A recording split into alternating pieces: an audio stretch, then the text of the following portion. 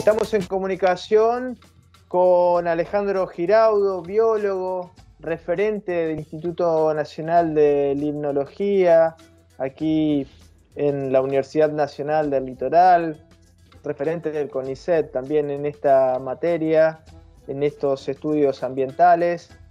Y la idea es charlar en esta ocasión, como lo hacemos habitualmente con Alejandro, sobre el marco de análisis sobre el ambientalismo, un ambientalismo que debe ser equilibrado en un punto, lo hemos charlado con distintos referentes como Walter Penge, teniendo en cuenta no solamente los impactos propios, contrarios al devenir de la naturaleza, sino también a la situación social, ¿no? ¿Se puede armar una agenda ambiental desechando lo social, dejando a un lado la situación, el trabajo, por ejemplo, las necesidades económicas, materiales de una población, o tiene que haber un equilibrio? Es un debate muy interesante que muchas veces queda a un lado por perfiles de discusión quizás un poco desequilibrados. Alejandro, ¿cómo estás? No sé si coincidís un poco con lo que estaba expresando. ¿Cómo estás? ¿Bien? Sí, sí, es un lindo tema para debatir verdaderamente. Bueno, ¿y qué nos podrías decir al respecto? Bueno, yo creo que las sociedades ya están estructuradas sobre ciertos requerimientos artificiales, más aún porque hemos decidido vivir en ciudades bastante concentradas. La población mundial se está concentrando en las ciudades y hasta que esos modelos socioeconómicos no cambien, va a haber una transición en donde, bueno, los humanos consumimos una cierta cantidad de energía y de recursos que extraemos directa o indirectamente de los ambientes naturales, y creo que esa extracción se tiene que hacer siempre dentro de parámetros sostenibles ambientalmente, pero no puede pararse, o sea, no podemos llegar a un ambientalismo en donde querramos que, digamos, que el costo social lo tenga gran parte de la población humana. Yo creo que ahí hay dos puntos fundamentales. Uno es extraer los recursos de una manera tecnológicamente más adecuada, y otro, repartir mejor lo que se extrae. Son dos puntos importantes a discutir. Y los dos puntos tienen que ver con tecnología y con políticas. O sea, yo puedo, por ejemplo, está la posibilidad de alimentar a toda la población mundial, pero no están dadas las condiciones sociopolíticas para hacerlo, porque, bueno, la producción de alimentos se ha vuelto un commodity, quien tiene dinero lo obtiene y quien no tiene posibilidades de dinero no, aunque lo necesite. Entonces, es ahí en donde la sociedad, la política tiene que interaccionar, y tiene que haber un ambientalismo realista en el sentido de que consumimos cada vez más energía, tenemos que dejar de consumir esa energía, tenemos que ir a fuentes más limpias, pero tiene que haber una transición. Y en la alimentación pasa lo mismo.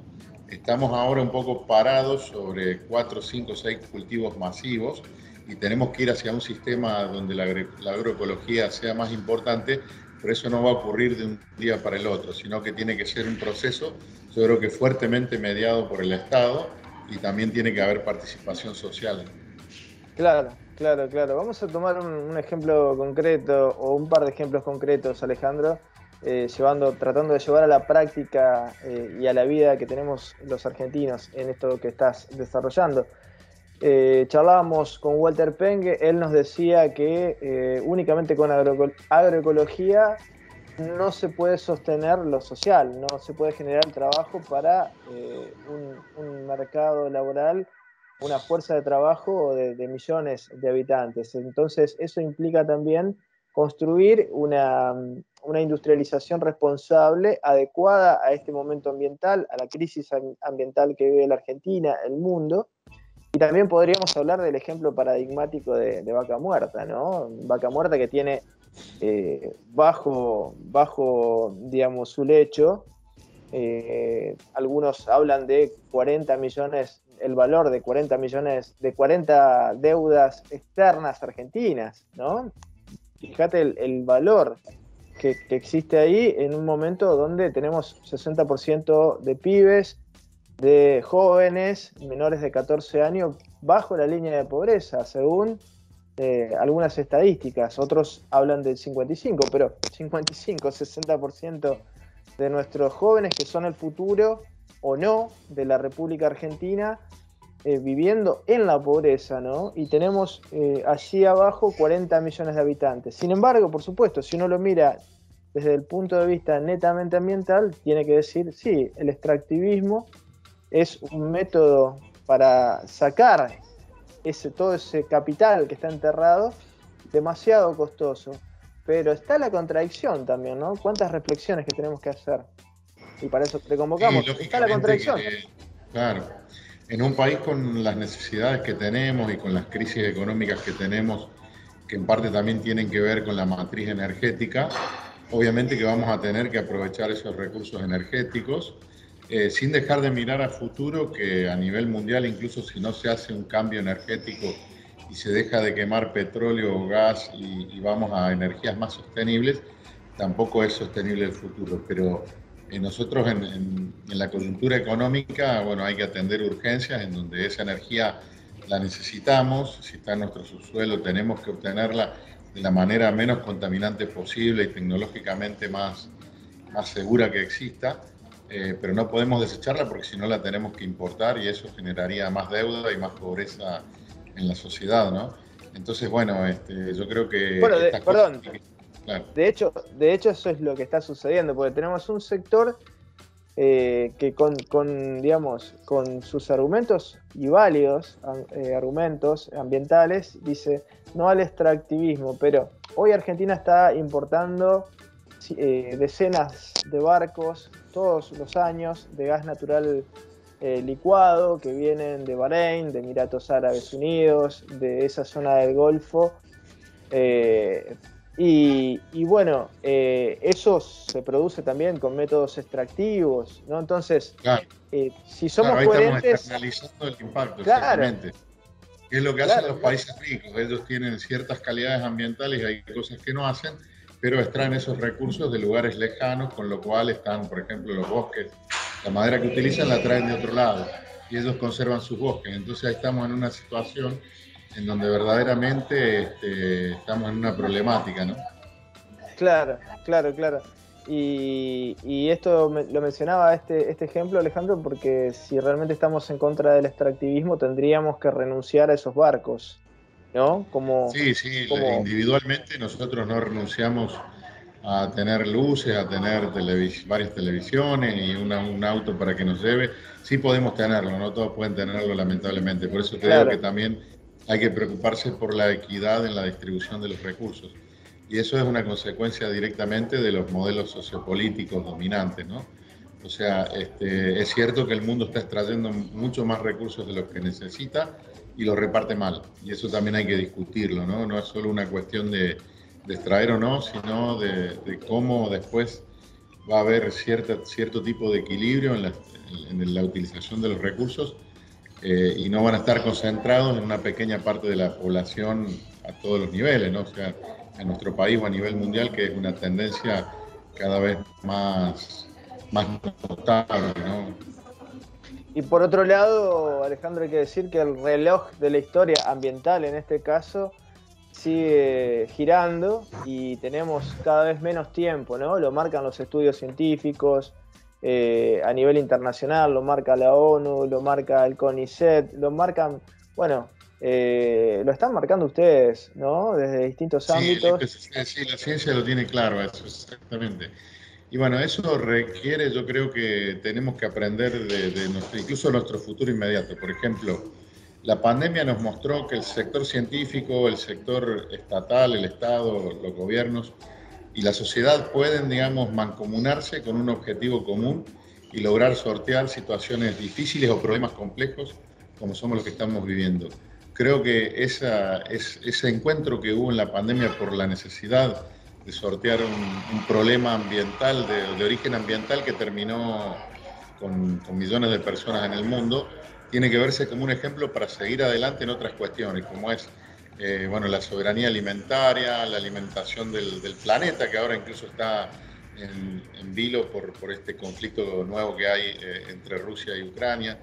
Y bueno, todas estas cuestiones geopolíticas del mundo tienen que tratarse y bueno, y justamente en muchos casos los dirigentes tuvieron que actuar como estadistas poniendo el bien común por encima de los objetivos políticos a corto plazo. Eso creo que es algo de lo que tenemos que aprender y es un modelo para seguir. Y es lo que yo llamo sistemismo, o sea, tener en cuenta la sociedad, la economía, el ambiente y tratar de ir regulando esa transición desde una sociedad que no es sostenible a través del tiempo hasta una que sí lo pueda hacer y de manera, digamos, planificada, con lo cual tampoco podemos dejar de un día para el otro de extraer recursos o de tener una agricultura industrializada. Esos son procesos y de hecho van a tener que coexistir esas cosas en el tiempo. Claro, claro, claro. Y también tener una mirada desde nuestra situación, ¿no? Tener un pensamiento situado. Estamos en Latinoamérica, estamos en Argentina, tenemos nuestras problemáticas, nuestras realidades, nuestra historia. Y muchas veces lo pongo esto sobre la mesa también porque hay un sector del ambientalismo que viene del ONGismo y sigue recetas eh, que a veces tienen que ver con el financiamiento y a veces no, pero son recetas eurocéntricas al fin o que tienen que ver con pensamientos de otras latitudes, ¿no? Sí, sí, de hecho la misma sociedad que creó el antropocentrismo ultranza o la economía como neoliberal, digamos, como el centro del mundo, también generó otra idea que es el ecocentrismo puro, el biocentrismo, en donde no se puede hacer nada sobre el ambiente. O sea, son dos extremos que en Latinoamérica no son posibles, obviamente. Tampoco son posibles para ellos, pero bueno, por lo menos tienen desarrollo económico, no necesariamente tampoco equidad dentro de algunos de los países más poderosos del mundo, pero bueno, es como vos decís, ese ambientalismo también importado no se condice con la realidad latinoamericana. Pero bueno, hay todo un desarrollo de sostenibilidad a nivel latinoamericano, por ejemplo, con autores como Galopín, en donde bueno, se habla de la sostenibilidad del sistema socioecológico total, incluyendo las comunidades, y eso en Latinoamérica, en donde hay todavía muchas comunidades aborígenes, fíjate Ecuador, lo que está pasando, Bolivia y otros lugares, es posible y la verdad que tenemos que tener una visión propia generada en nuestras latitudes, también a nivel geopolítico, ¿no? Claro, claro. Y más allá de nuestro pago chico, ¿no? En este mundo, la mirada ambiental también tiene que tener una perspectiva global, Alejandro, porque hablábamos al principio de esta entrevista de lo que está aconteciendo en distintas latitudes. Si no nos ponemos de acuerdo Claro, entre sí, los sí, distintos efectivamente. países, Yo creo que claro, el mundo ya está globalizado y los impactos están globalizados. Ahora, bueno, si bien tiene que haber aportes, incluso esos aportes tienen que ser diferenciales, en el cambio climático, obviamente, los países más industrializados son los que más tienen que gestionar la emisión de gases. Y después tiene que haber una transición que tiene que estar mediada, como te digo, por particularidades locales que no debemos dejarlas de lado. Y por suerte nosotros tenemos buenos pensadores como Walter Penge, como gente que trabaja en esto, como investigadores que pueden aportar. Y eso hace que podamos tener una discusión interna propia, y también adaptada a los momentos sociopolíticos que estamos viviendo. claro, claro. Mencionaste recién la guerra de Ucrania, ¿no? Es un tema muy interesante, la guerra o la invasión a Ucrania, depende de la perspectiva, ¿no? Es un tema muy importante porque también tiene un impacto directo en la economía de la revolución verde, por el impacto del petróleo, los fertilizantes. Hay muchos temas encadenados a este juego de intereses que se desatan allí en Ucrania, ¿no? A través de una guerra y que tienen obviamente un impacto ambiental, no solo en Ucrania, sino en el resto del mundo, alimentos, un montón de factores. Sí, sin duda. Fíjate cómo se dispararon los precios de los alimentos y de los combustibles fósiles. O sea, eso está mostrando que el mundo ya está completamente encadenado y en parte que lograr independencia a nivel de alimentación o de generación de combustibles, como podría ser vaca muerta, estratégicamente nos conviene, porque en la medida que uno es independiente de esas cuestiones que a nivel mundial pueden complicarse por diversos conflictos o por lo que sea, en la medida que ganamos independencia o autonomía a nivel alimentario y energético, vamos a ser más resilientes a estos posibles conflictos mundiales que se vayan desencadenando. Claro, claro, los norteamericanos hablan siempre de seguridad nacional para referirse a estos temas y tiene mucha simbología, ¿no? Siempre hablando de seguridad. En Norteamérica nosotros hablamos, en cambio, de soberanía, ¿no? Es una perspectiva y un vocablo que entraña una dimensión totalmente opuesta, quizás, a la que impera en la lógica, en la filosofía norteamericana. Pero es algo que es real, ¿no? Esa búsqueda debe ser casi una cuestión de responsabilidad para el presente y para las futuras generaciones. Sí, sin duda, y sin duda es que el mundo necesita nuevas ideologías que integren el ambiente con la sociedad, y esas ideologías deberían preocuparse por la equidad y el humanismo, o sea, por mejorar la calidad de vida de la humanidad en un mundo sostenible a nivel ambiental, porque bueno, las ideologías tradicionales, sean de izquierda o de derecha, no han tenido en cuenta el ambiente y no lo van a tener en cuenta porque no nacieron con esos condicionantes, digamos, son ideologías de 100, 200 años que se van reformulando, pero ya han demostrado que no son eficientes en su relación con el ambiente, o son eficientes económicamente y destruyen el ambiente de una manera muy acelerada, o no son eficientes económicamente y no generan tampoco la expectativa de equidad que se tenía, ¿no? Entonces hay que trabajar sobre nuevas ideologías, y eso, bueno, también va a estar metido un poco la ciencia, la filosofía, la política, obviamente. Claro, claro, interesante lo que planteas, Alejandro, porque las ideologías como cajas de herramientas eh, tienen un formato que quizás, como vos expresabas, no tiene digamos, un anclaje práctico en un sentido positivo hoy en sí mismo, ¿no? Las viejas Claro. ideologías. Quizás tengamos que pensar en otras cajas de herramientas para resolver los problemas actuales. Claro. Sí, fíjate vos que la ciencia necesariamente cambia por su propia concepción, pero las ideologías casi te diría que son más dogmáticas, que tienden a quedarse en su centralidad, con lo cual es mucho más difícil cambiar una ideología, aunque no nos sirva a través del tiempo, que cambiar, por ejemplo, el conocimiento científico, que avanza constantemente. Por eso tiene que existir esa relación para que las ideologías vayan cambiando y adaptándose a un mundo muy cambiante y nuevo que requiere nuevos desafíos a todos los niveles, ¿no? Claro, claro, claro.